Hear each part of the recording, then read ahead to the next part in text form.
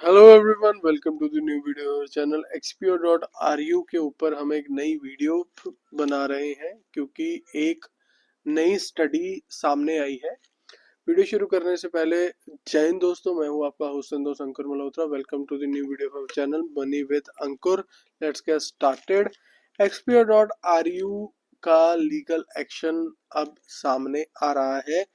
Police ने क्या काम इसके ऊपर खो रहा है वो मैं आगे आपको 5 मिनट में सारा कुछ एक्सप्लेन करूंगा।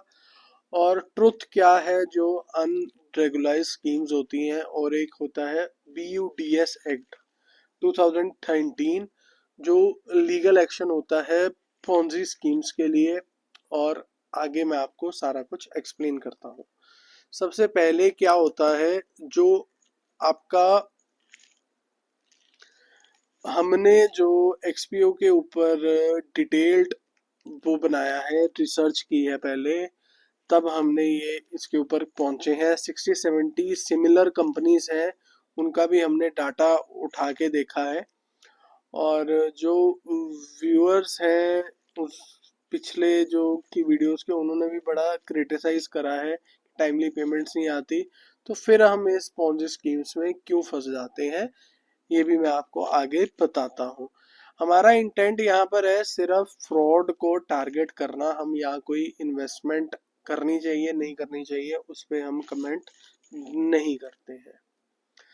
अब इसमें जो सबसे बड़ा पॉइंट है हमारी वीडियो में वो है BUDS एक्ट, बर्ड्स एक्ट 2013। अब पुलिस ने लगा दिया है xpo.ru में। बर्ड्स एक्ट होता क्या है और ये कैसे टारगेट करता है वो मैं अभी आपको बताता हूँ।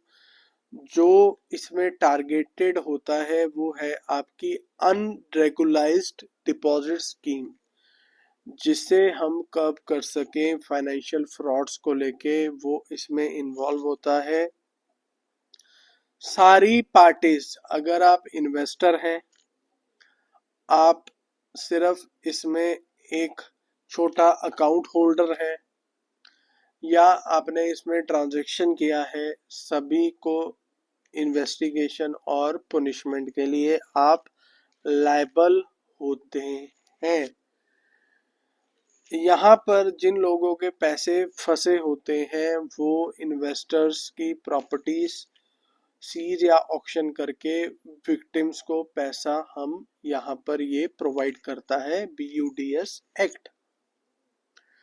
अब इंडिया में रेगुलेटरी फ्रेमवर्क क्या है, जो मैंने आपको अपनी पिछली वीडियोस में भी बताया था। रेगुलेशंस होती हैं इंडिया में, उन्हीं कंपनीज में आप इन्वेस्ट कीजिए जो रेगुलेटेड होती हैं। RBI से रेगुलेटेड है बैंकिंग एंड फाइनेंस के लिए, सेबी से स्टॉक मार्केट के लिए है, CRCS कोऑपरेटिव सोसाइटीज जो सी होती हैं, PFRDA पेंशन फंड्स के लिए होती हैं, और IRA होता है इंश्योरेंस सेक्टर। इनमें से किसी में भी कोई कंपनी रजिस्टर्ड है तो वो गवर्नमेंट ऑफ इंडिया के अंडर रजिस्टर्ड हो गई। अब बर्ड्स एक्ट का जेनरिक पर्पस क्या है और ये कैसे काम करता है। बर्ड्स एक्ट के अंडर सचेत कमेटी की बनी है, जो फ्रॉड कंपनीज है उन्हें जस्टिफाई ना करके उनसे रिकवरी कैसे हो सके वो देखे। कमेटी में ऑफिसर्स हैं सेबी, RBI, PFRDA, CRCS और इनकम टैक्स अदर्स के हाई रैंक के ऑफिसर्स जो उनसे होते हैं, अच्छे रैंक के IAS वगैरह, वो इस कमेटी में डाले गए हैं। बर्ड से पहले क्या होता था, प्री बर्ड से पहले क्या होता था, पनिशमेंट एग्जिस्ट तो पहले भी करती थी, लेकिन कोई विक्टिम कॉम्पनसेशन उसमें नहीं होता था। तो अब आपको कंपनसेशन भी मिलता है।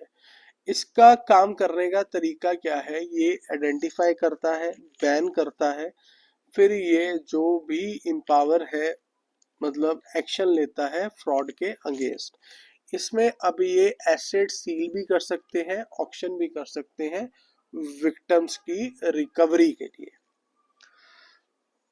अब ये पहले कब हुआ है, पहली बार नहीं हो रहा। ये पहले जो विजय माल्या का केस था उसमें 14,000 करोड़ रिकवर हुए हैं। वो बैंक्स और शेयर होल्डर्स को मिले हैं। 300 करोड़ उनके एम्प्लॉयज की सैलरी भी ट्रांसफर हुई है। रियल गोल्ड भी मिला है। एग्रीकल्चर सेक्टर में 6 to 7,000 करोड़ भी इन्वेस्टर्स को वापसी दिया है। ईडी और गवर्नमेंट एजेंसीज इन फंड्स को रेगुलाइज वापस करती है। पुलिस की एफआईआर और पॉन्जी स्कीम के ऊपर क्या इसका एलिगेशन है, कैसे ये काम कर रहा है। XP.RU पे एफआईआर बहुत सारी हो चुकी हैं। ठीक है, अब ये साफ हो गया ये कोई रशियन कंपनी नहीं है, ये एक इंडियन कंपनी ही है जो इंडिया से ही काम कर रही थी, जो अभी तक हमें सामने आया है। ये इसमें कोई ट्रेडिंग एक्टिविटी इन्वॉल्व ही नहीं था, सिर्फ प्योर मनी रोटेशन, जिसे हम पोंजी स्कीम भी बोल देते हैं। पुलिस के पास एविडेंस है सारे, रूमर्स फैलाए जा रहे हैं इन्वेस्टर्स ग्रुप में कि पुलिस के पास कुछ नहीं है, लेकिन पुलिस के पास सब कुछ है। अब पिछली वीडियो में मैंने आपको ये बताया था कि 90 डेज ग्रेस पीरियड होता है, लेकिन आई एम अफ्रेड टू से ये भी अब आपको कुछ बेनिफिट नहीं दे पाएगा, क्योंकि जब BUDS एक्ट लग जाता है या PMLA FEMA, वो सालों तक चलता है। पैसा रिकवर हो जाता है लेकिन इट टेक्स ईयर्स।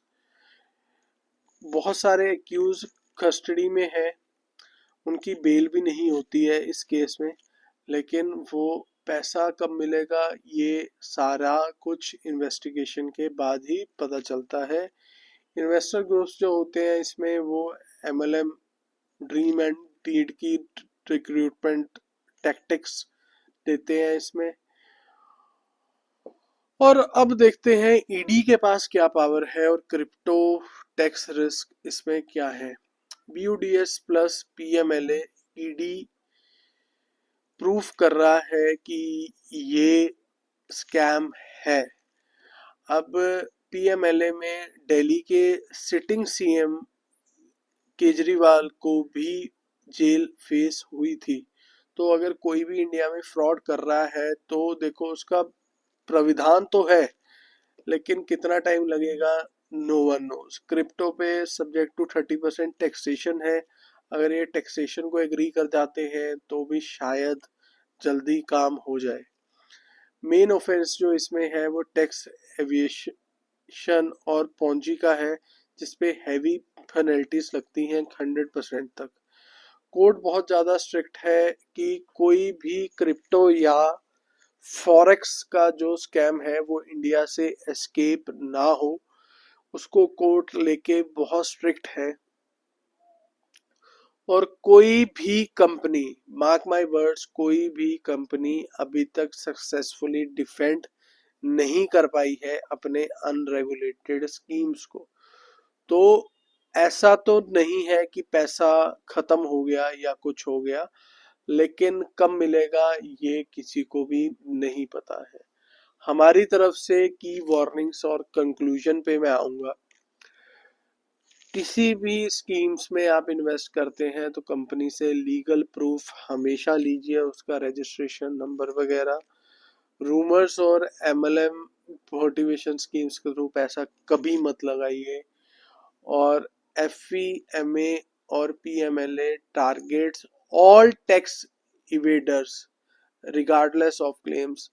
हर कोई बंदा जो इसमें इन्वॉल्व होगा उसको नोटिस आ सकता है, चाहे आप इन्वेस्टर हैं, चाहे आप इसमें एक छोटे से की विक्टिम है।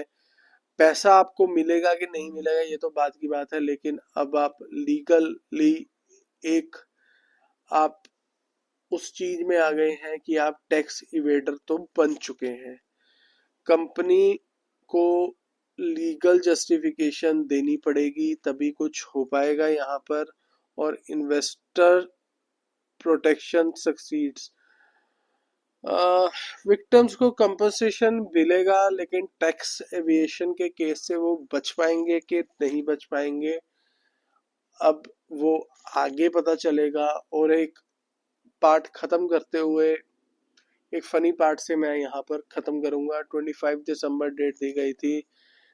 ये तो सबका पता है, सब बोलते हैं कि संता आएगा संता आएगा, लेकिन सबको पता है जी घंटा आएगा। तो पैसा तो नहीं मिलने वाला, ये सभी को जी पता था। बस डेट, तारीख पे तारीख, तारीख पे तारीख चल रही है। तो अब जो दिक्कत यहाँ पर इन्वेस्टर के लिए बढ़ गई है वो ये है कि आप लोग अब टैक्स चोरी के केस में भी फंस सकते हैं। तो अगर आप विक्टिम हैं तो आपके लिए ये कोई अच्छी खबर नहीं है। Thank you for watching, please like share and subscribe. और जैसे ही मेरे पास अपडेट आएगा XP.RU का, वो मैं आपके साथ शेयर करूंगा। Bye bye, see you, take care. Invest करते रहिए, सोच समझ के, ये स्कीम्स में मत फंसिए।